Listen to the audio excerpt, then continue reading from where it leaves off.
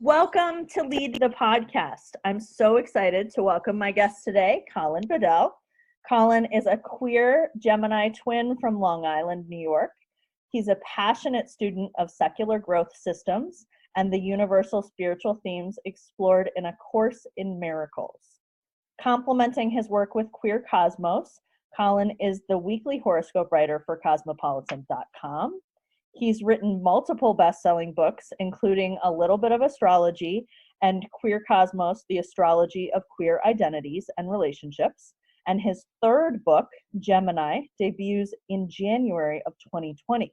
And I'll tell you that I asked him here because he and I have a shared love of Brené Brown. So I'm super excited to really dive into the ways that astrology informs leadership. So Colin, welcome.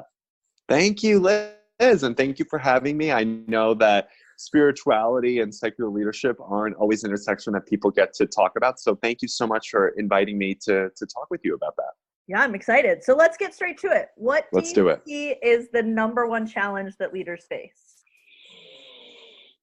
Informed by Dr. Brené Brown's book, Dare to Lead, I think it is just all the ways that we armor up ourselves against just criticism and critics and feedback. It comes down to that. I think it's the armor we wear, not the fear, it's armor, because leaders are afraid all the time, but they don't have the armor on. And I think what gets us into a lot of trouble is when we believe that perfectionism and just not like disengagement or mean-spirited criticism, like that actually works. It doesn't. Yeah. So what, on the flip side, what is your sort of tip for dealing with that? Yeah. Well, I think what I believe, and this is actually something that the Course in Miracles speaks about often, is in your defenselessness, your safety lies. And so what that means is that we want to proactively assume and perceive that every single person has something meaningful and creative and brilliant to contribute. And so that's really the way I look at leadership, as a person who holds space for the brilliance of others, takes responsibility to cultivate that, assumes it proactively without evidence, and then gets out of the way so that people can do that. Yeah. I'm going to play that back after we wrap this, and I'm going to write it all down, and it's going to be great. Because those four things were amazing, right? Four, right? To yes. assume Something it in like others, yeah. right? That's really brilliant. So do you have a kind of tangible way that you encourage folks to sort of lean into those pieces? Yes, I think it really does come down to not being tolerant of our own mind wandering. You know, I think we need to really understand that concentration, mindfulness, focus, and the discipline of intellectual follow through is the way to start here. And that leadership is a skill that is absolutely teachable and contagious and just transferable. And so my skill that, or the real encouragement that I have for others is to just develop the capacity to learn how to focus and to show up to the party. Yeah, with mindfulness. I have a 10-minute meditation routine that I have every day. And I'm also just real cognizant of when I've gone off the intellectual rails. So, yeah. Do you have anything in particular when you've gone off the rails that helps you get back on? Ooh, yeah. I just can immediately spot it, is where I'm at in my meditation practice, is that I know when I have intellectually vacated the premises. So it's just a matter of returning and just announcing, okay, I have to pay attention. I'm showing up and I'm leaning into this conversation, this experience. Yeah. Yeah. I think one of the things that has come to me in this work is that so many folks can't spot it in themselves when they have gone off the rails or when they're starting to go off the rails, like to catch it and be like, oh, wait. And then things go way sideways real fast.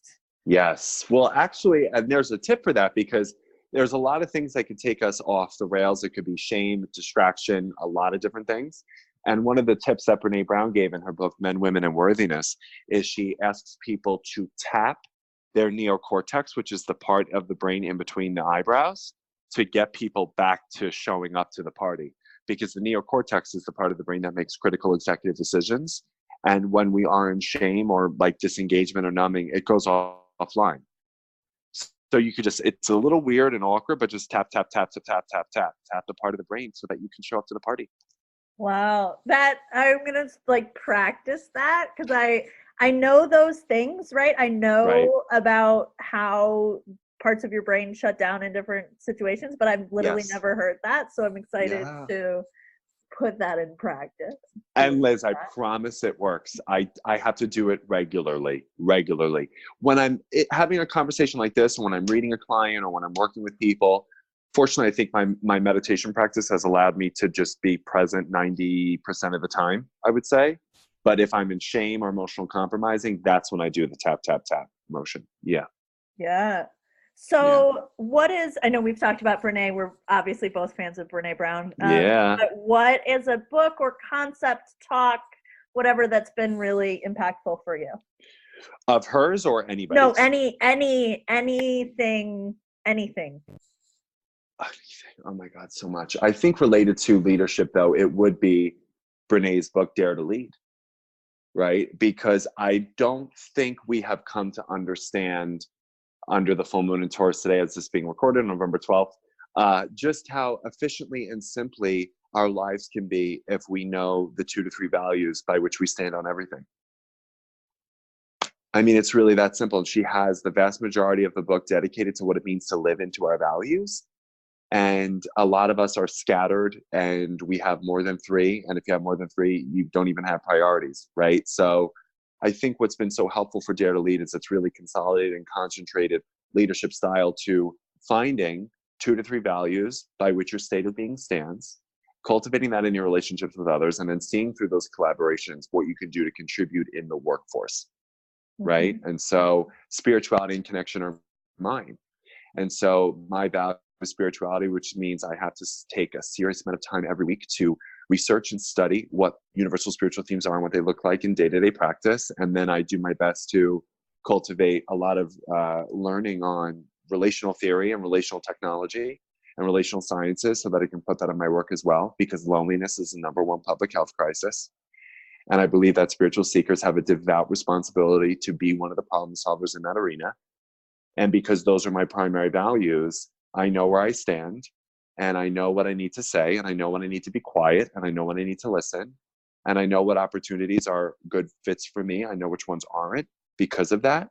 And I've never felt more sure or convicted of who I am and what I stand for in my life because of those 2 values. Yeah. Yeah, that makes total sense. And it's like, okay, it's like my train tracks, right? It's like, Yes, my train tracks. I know what Beautiful. my train tracks look like, right? And I can like do the thing. Right.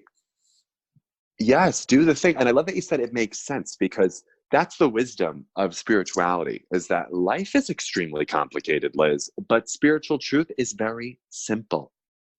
Choose your values, make choices from their values, live into those values, put your head on your pillow every night knowing you are who you claim to be, and you will have peace, period.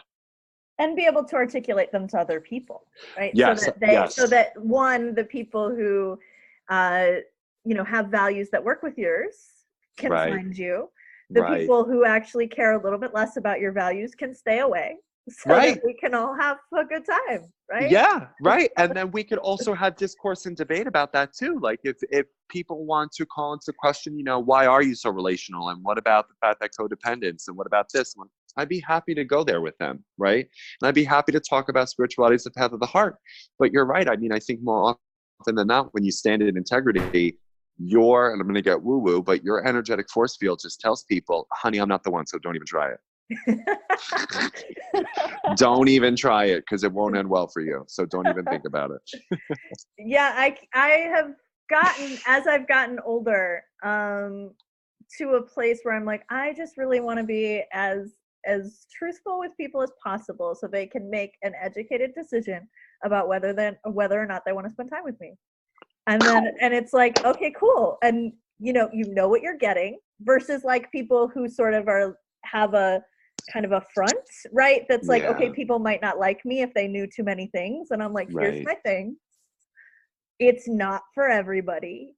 Right. Right. totally fine. Right. Feel free to exit, but if you're here, you know what you're getting, right? Exactly. And then also too, Liz, like how beautiful that you then have the ultimate peace of mind that people chose you for you. Right. Right. Rather than the feeling, oh my God, I have to keep this facade up and I got to keep being the perfectionistic, the people please, whatever. And I think what we should say to your listeners from a real, just, straight talk, Lisa, straight understanding point of view is that if you are performing and perfecting and people pleasing, it outs itself. Don't kid yourself. People know it. They smell it.